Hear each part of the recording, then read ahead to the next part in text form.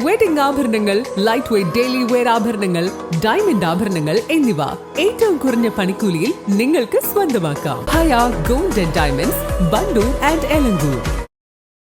നിലമ്പൂർ മുമ്മുള്ളി കുട്ടിച്ചാത്തൻകാവിൽ അതിക്രമിച്ചു കയറി അക്രമം നടത്തിയ സംഭവത്തിൽ ഒരാൾ അറസ്റ്റിൽ. ക്ഷേത്ര കുടുംബ പ്രതിനിധി നൽകിയ പരാതിയിലാണ് നല്ലതണ്ണി മണ്ണക്കടവ് വീട്ടിൽ നദീർ എന്ന 37-കാരനെ നിലമ്പൂർ എസ്ഐ സെയ്ഫുള്ള അറസ്റ്റ് ചെയ്തത്.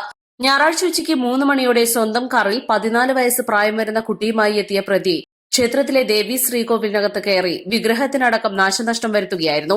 ഓഫീസിന്റെ പൂട്ട് തകർക്കുകയും ചെയ്തിട്ടുണ്ട്. ക്ഷേത്രത്തിൽ അക്രമം നടത്തുന്നത് കണ്ട് ചോദിക്കാനെത്തിയ സ്ത്രീയെ കത്തികാട്ടി ഭീഷണിപ്പെടുത്തിയതായും പരാതിയിൽ പറയുന്നു.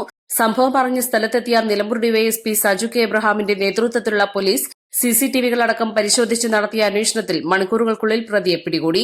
മഞ്ചേരി കോടതി ജഡ്ജിയുടെ വസതിയിൽ ഹാജരാക്കിയ പ്രതിയെ 15 ദിവസത്തേക്ക് റിമാൻഡ് ചെയ്തു. പ്രതിയുടെ പശ്ചാത്തലം ഉൾപ്പെടെ പോലീസ് പരിശോധിച്ചു വരുന്നുണ്ട്. East live, Nilambur.